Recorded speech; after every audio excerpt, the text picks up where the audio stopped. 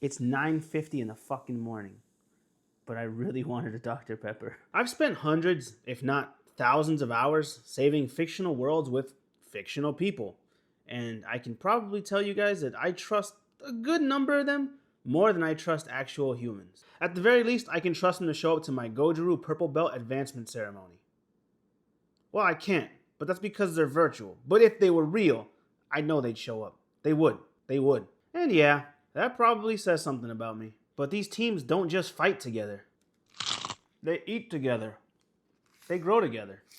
Usually through the form of painfully cringe arguments, but growth is growth. They form these unbreakable bonds that don't just exist on screen. They include us. And somehow that makes them feel less like a game and more like a place I can't wait to go back to.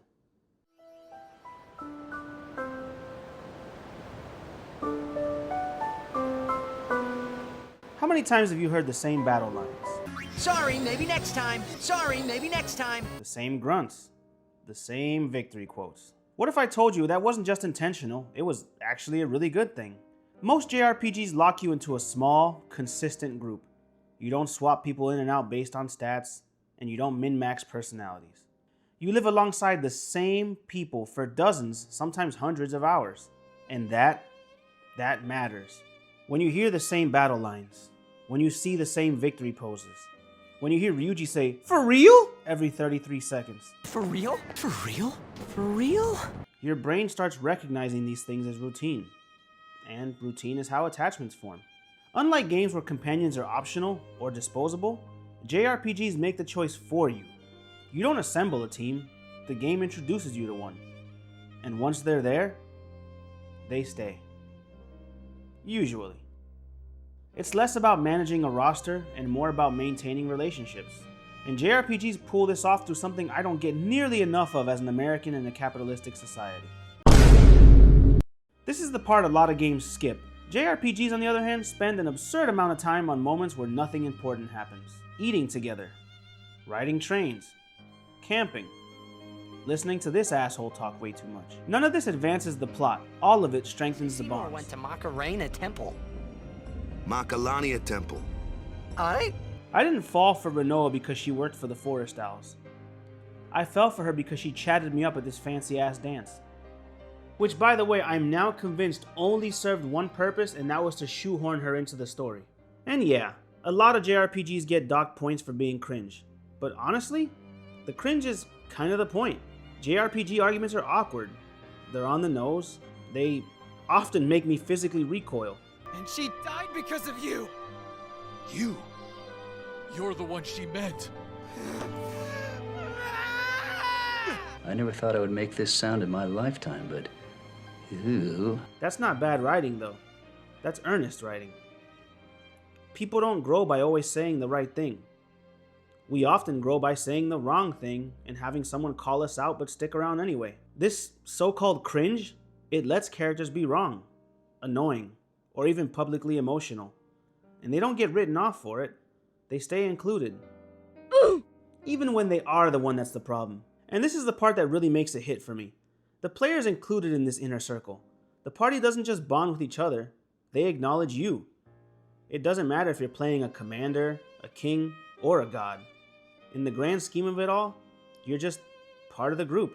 And that's what makes these party members feel less like NPCs and more like people who would really notice if you stop showing up. And once it clicks how intentional that design is, you start to understand why they feel so different from everything else. I want to make one thing clear. This next section isn't me shitting on Western RPG quality. It's just about the difference in design philosophy. Western RPGs really tend to favor player freedom. You choose your companions. You decide who matters and who hangs back at the Inquisitor camp. While I love Mass Effect and Dragon Age, they're both prime examples of the differences here. The characters react to you. They respond to your choices. They orbit you, and that's okay. But it also makes the relationships feel modular, sometimes even disposable. JRPGs usually flip the script here. Instead of asking, who do you want with you? They ask, who are you willing to grow alongside? You don't get to bench the annoying one forever. You don't get to, or rather, shouldn't, skip the awkward conversations. You don't get to curate your optimal comfort experience. You get what you get.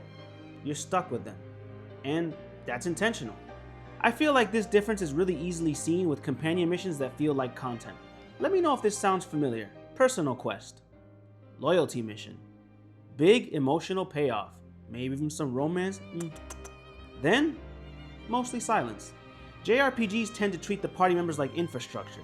They're always around, commenting, reacting, existing in scenes they really don't even need to be in. I'm looking at you, Junpei. Let's take a game as phenomenal as Baldur's Gate 3. The characters are deep, funny, reactive, and all around well written. But they're still designed to serve your story. In JRPGs, the story belongs to the group. The player is just the outlet we experience it through. And that's why I think JRPG parties feel less like companions and more like found family. I'm not the son they revolve around. I'm just another person at the table. Whether I'm the leader, or I mess up, or I'm the quiet one, I know that I'm never alone. That moment when you realize the game isn't asking you to be special, just to be present. That's when this really starts to take hold. I don't think I come back to JRPGs because they're deep, or complex, or well written. I think I keep coming back because they're consistent. It doesn't matter how long I step away, or how messy my schedule gets. The party's still there. Same people, same dynamic, same stupid ass arguments. I think that's what keeps me coming back. Not the combat systems, not the stats or the builds, not even the stories really. But that feeling of being part of something that doesn't disappear when I'm not actively engaging with it. There's no pressure, no dialogue wheel deciding who I am. I exist in this group as I am, and that feels way more rare than I think it should. I know these games can be cheesy. I know they often go on for way too long. I know sometimes they spell things out like it's r/ELI5. But they also fill me with this sense of unironic togetherness. I get to see my virtual family grow by eating together, by arguing and apologizing and continuing on anyway. Sure, saving the world is cool and all, but getting to do it with a cast that makes you feel like you belong? I think more than anything, that's why I keep coming back.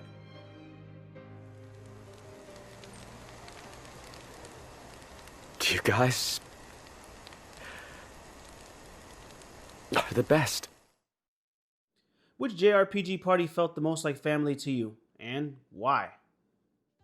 I really hope you guys enjoyed this one, as I really enjoyed making it. As always, feel free to like, subscribe, or leave a comment down below. Maybe answer that question I asked you earlier.